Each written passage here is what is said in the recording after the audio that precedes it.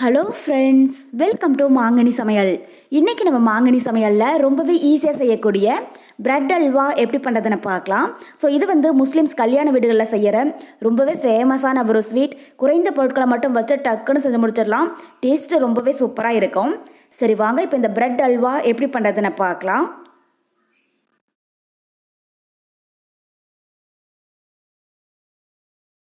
Bread halwa பண்ணுறதுக்கு பெரிய சைஸில் 10 ஸ்லைஸ் பிரெட் எடுத்திருக்கேன். ஸோ நான் மில்க் பிரெட் தான் பயன்படுத்தி இருக்கேன். வீட் பிரெட் இருந்தாலும் எடுத்துக்கோங்க, டேஸ்ட் ரொம்பவே நல்லா இருக்கும். இந்த அல்வா பண்ணுறதுக்கு பிரெட் சாஃப்டாக இல்லாமல் கொஞ்சம் ட்ரையாக இருக்கணும். அப்போ தான் பிரெட் நம்ம டோஸ்ட் பண்ணும்போது நல்லா டோஸ்ட் ஆகி அல்வாவுக்கு நல்ல ஒரு கலரும் டேஸ்ட்டும் கிடைக்கும். அதனால் பிரெட்டை ஒரு 5 மணி நேரமாவது ஃப்ரிட்ஜில் வச்சிருந்து எடுத்துக்கோங்க. இப்போ இதனுடைய ஓரங்களையெல்லாம் கட் பண்ணிடலாம். பிரெட்டடி ஓரங்களை கட் பண்ணாமல் சேர்த்தோம்னா இதை டோஸ்ட் பண்ணுறபோது ரொம்பவே கலர் மாறிடும். அதனால் கொஞ்சம் கூட ப்ரௌன் கலர் இல்லாமல் கட் பண்ணி எடுத்துக்கோங்க.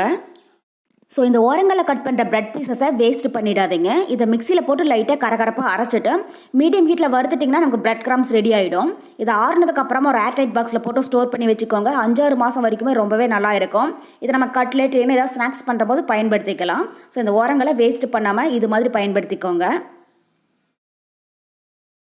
இப்போ பிரெட்டோடி ஓரங்களை கட் பண்ணியாச்சு. இதை சின்ன சின்ன பீசஸாக கட் பண்ணிடலாம்.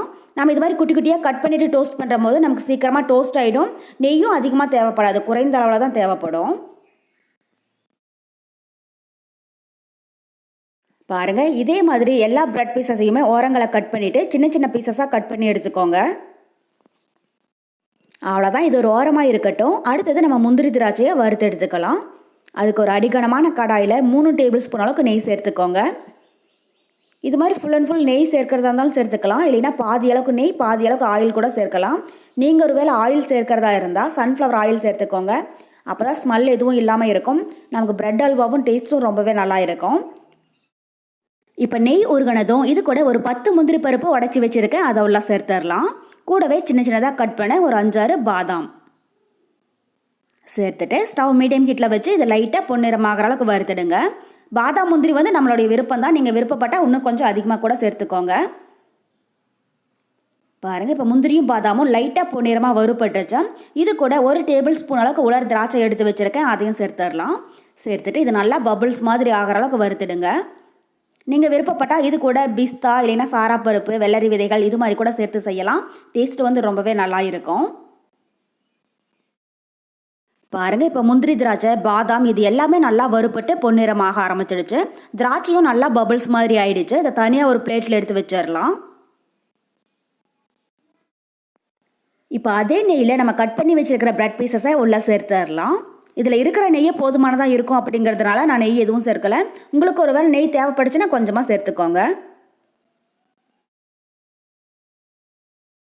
இப்போ பிரெட் பீசஸ் உள்ளே சேர்த்துட்டு ஸ்டவ் மீடியம் ஹீட்டில் வச்சு இது நல்லா பொன்னிறமாகிற அளவுக்கு ஒரு 5 நிமிஷம் நல்லா டோஸ்ட் பண்ணிவிடுங்க.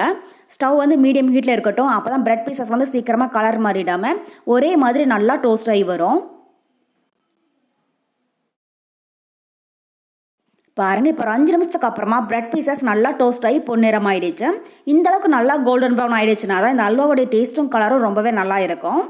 பாருங்கள், இந்த அளவுக்கு இருக்கணும். இதை இப்போ தனியாக ஒரு பிளேட்டில் எடுத்து வச்சிடலாம்.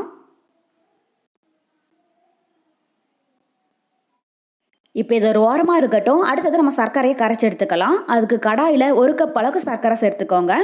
இது கிட்டத்தட்ட 200 கிராம் அளவு இருக்குது. கூடவே 2 கப் அளவுக்கு தண்ணி. நம்ம பெரிய சைஸில் 10 ஸ்லைசஸ் பிரெட் எடுத்துருக்கோம். அதுக்கு 1 கப் சர்க்கரையும் 2 கப் அளவுக்கு தண்ணியும் சேர்த்துக்கோங்க. ஸ்வீட்னஸும் பிரெட் பீசஸ் வெந்து வர்றதுக்கும் அளவு சரியாக இருக்கும். இப்போ ஸ்டவ் மீடியம் ஹீட்டில் வச்சு இதை லைட்டாக கலந்து விட்டுட்டு இருங்க. பாகு கம்பி பாத்தம் வர வேண்டியது கிடையாது. சர்க்கரை தண்ணியில் நல்லா கரைஞ்சதுன்னா போதும். பாருங்கள், இப்போ சர்க்கரை நல்லா கரைஞ்சி வந்துருச்சு. இப்போ இது கூட நம்ம டோஸ்ட் பண்ணி வச்சுருக்கிற பிரெட் பீசஸை உள்ளே சேர்த்துடலாம்.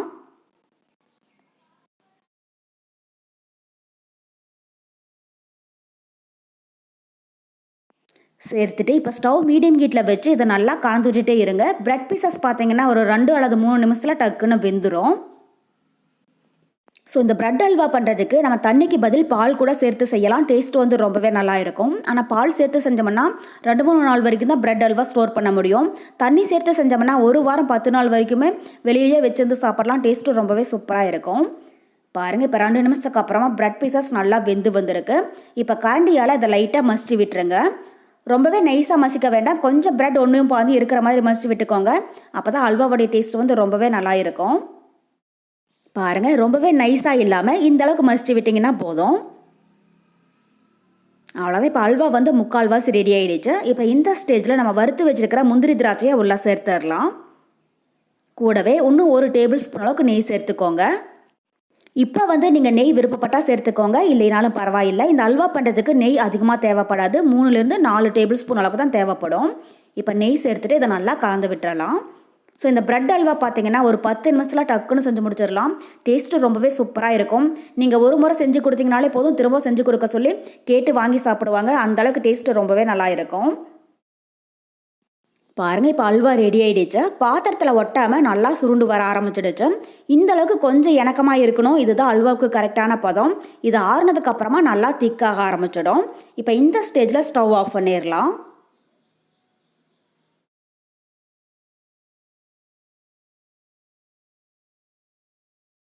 அவ்வளோதான், நமக்கு இப்போது ரொம்ப ரொம்ப டேஸ்டியான பிரெட் அல்வா ரொம்பவே சூப்பராக தயாராகிடுச்சு.